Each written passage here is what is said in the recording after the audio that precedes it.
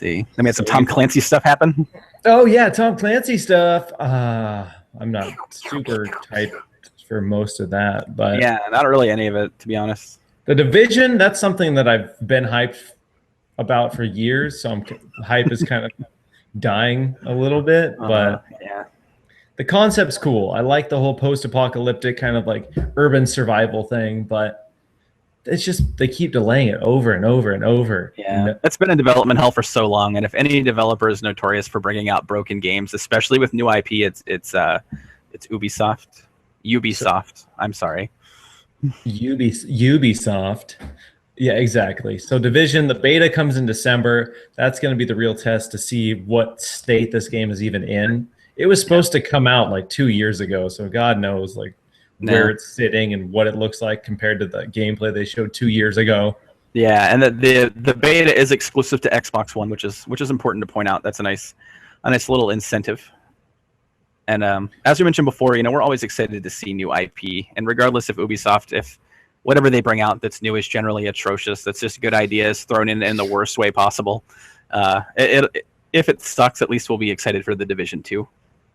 Exactly. At least they are trying to make new games. I'll give them that. I'll give them that. They may be rehashing, old things and then repackaging them as something new, like with Watch Dogs or, whatever, Splinter Cell. But at least they're trying. I'll give them that. I'll give them a good pat on the back. Give them a nice attaboy. Sometimes they put the wrong team on the wrong project, and it shows. But yes, it does. It's cool though. They usually get it right the second time around. But the other stuff that was announced, they showed off Rainbow Six Siege last year, and I wasn't really impressed. I don't really care about, the confined multiplayer where it's just you look like you're a SWAT team or whatever, and your whole point is to stop a hostage negotiation or something. That's all I've really gathered about Siege. It kind of reminded me of Payday. I felt like it was really confined, like squad based. Like the opposite of Payday. But yeah, the opposite. Instead of robbing people and killing people, you're going to like save people. But I think other players will be the terrorists, so to speak, of the criminals. I don't know. It comes out in October, and you get a free copy of Vegas 1 and 2. Yeah, so if you're excited, I don't know. I'm not excited about it. No, I don't really care about Siege. The Division, like you said, I've kind of lost my interest in that over the years. And then they also confirmed a new Ghost Recon, which is like a 4-player co-op game. It's like that kind of interesting. What was it? Wasteland? Yeah, I think that's what it is. Ghost Recon Wasteland, I think, where it's 4-player co-op, but it's objective-based game. It's not competitive. It's actually co-op, which seems really nice. Yeah, that actually looked pretty interesting. It was kind of like, it wasn't in the city. You were out in the open, kind of.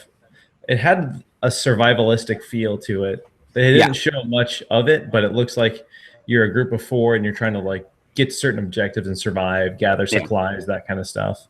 Yeah, it seems like a typical co-op shooter. I mean, there was really nothing about it that stood out, but I'm always a fan of co-op games, regardless of what they are.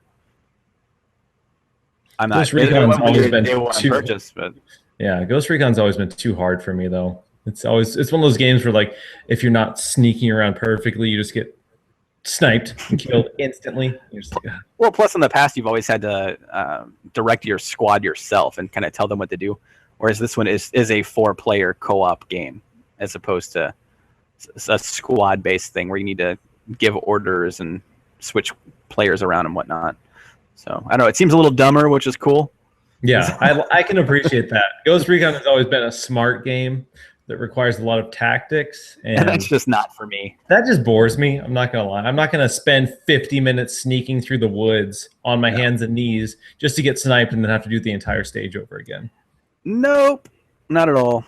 No, thanks. That's not for me. I want to go in there with a chainsaw machine gun and just lay curb stomp people.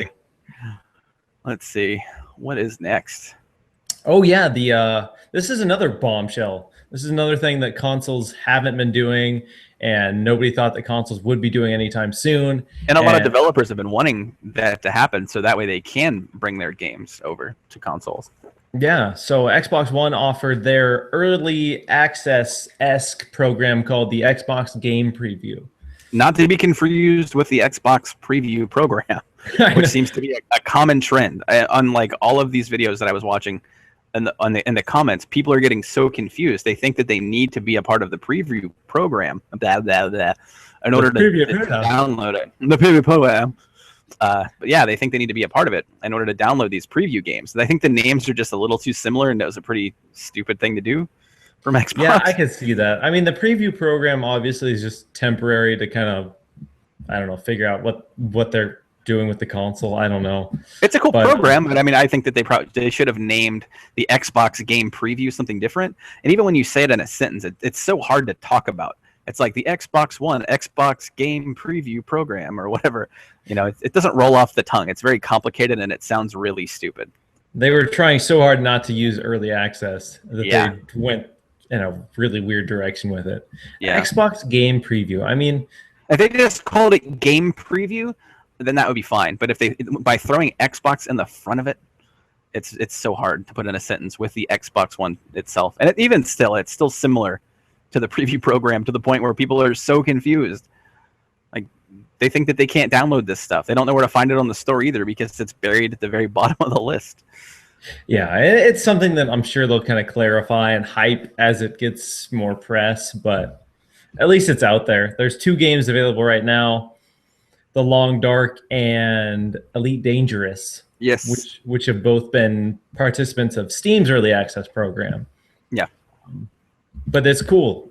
It's the same idea as early access. You pay a cheaper amount initially, and then you get all the updates going forward for free. And then eventually you'll get the full game for free when that releases. Yeah, and unlike Steam Early Access, though, every developer is required to give you access to their game for an hour. So you can download the full game of The Long Dark and on Elite Dangerous, and you can just play the entire game. Nothing's restricted. But you get an hour, basically. And that should give you enough time to decide whether or not you're interested in supporting the game while it's under development. And then when you pay for it in early access or the preview program, Xbox game preview. See what I mean? Do you see what I'm talking about here, Miles? You're doing it, bro. Come on. I know, and I know what I'm talking about, and this shit is confusing. But I know. You'll get access to the full game when it's done. And they've already confirmed Sheltered and DayZ will be coming at some point. So I really respect the developers and Xbox for pushing the mandatory trials. Mm-hmm. I think that's really cool that they give you an hour to try it. That's a good way to do it. It's a good way to do it, because I know, like, with early access games on Steam, you really only have a trailer and reviews to work with. Mm-hmm. So an hour is plenty of time to get acclimated with any game. Because I know if I put an hour into Elite Dangerous and I'm like, man, this game is way too advanced for me, there's no way I'm gonna pay $30. But if I paid $30 and figured that out, I'm gonna be pissed. Exactly. I'm out $30. I'm not going to play it, and eventually the game's not even out yet. And I don't even care when it does.